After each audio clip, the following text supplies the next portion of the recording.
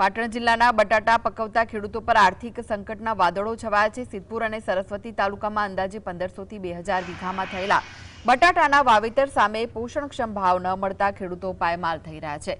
Open માર્કેટમાં બટાટા 20 પ્રતિ કિલો વેચાઈ રહ્યા છે, પરંતુ ખેડૂતોને માત્ર ₹5 પ્રતિ કિલો જેવો નજીવો ભાવ મળી રહ્યો છે।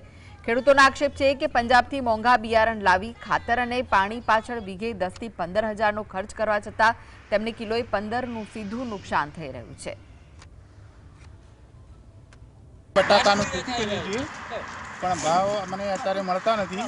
ખેડ ખાતર બિયારણ બધું પોસાતું નથી અને કોઈ પોષણક્ષમ ભાવ છે નહીં। ભાવ ₹5 કિલો જાય છે। માલ બી વેચાતા નથી। વેપારીઓ આપણે બહુ શોષણ કરે છે। પેકેટ હતું એ પ્રમાણમાં તૈયાર થયેલું બટાકું પોષણક્ષમ ભાવ મળતા નથી। હાલ 5-6 રૂપિયા બટાકું વેચાઈ રહ્યું છે। ખાતર બિયારણ બહુ મોંઘા પડે છે। એ સામે સરકાર કોઈ ધ્યાન આપતી નથી।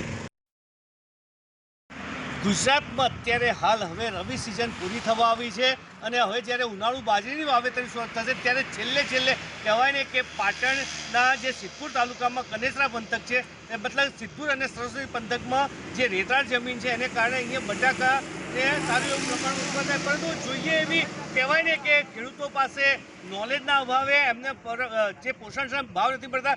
જે ડીસાની બટાકાની હરીફાઈની વાત કરવામાં આવે તો અહીંયા બટાકા થોડાક ક્યાંક ને ક્યાંક 10-20 જેવા છે, એને કારણે જે કહેવાય ને કે એનો ભાવ નથી। આ બટાકા જે અત્યારે હાલ થાય છે 2-2.5 મહિનામાં તૈયાર થઈ ગયા ને હવે આ પાક બજારમાં પણ અત્યારે હાલ ભાવ લગભગ 5 રૂપિયા થયા એટલે લગભગ 10 કિલોના 250-300 રૂપિયા બોરી પડે છે। ત્યારે સરકારે અને ખેતી વિભાગે ખરેખર આવા ખેડૂતો જે બટાકાનું વાવેતર કરે છે એ લોકો પાસે બેસીને એમની સમસ્યાનો ઉકેલ લાવવો જોઈએ।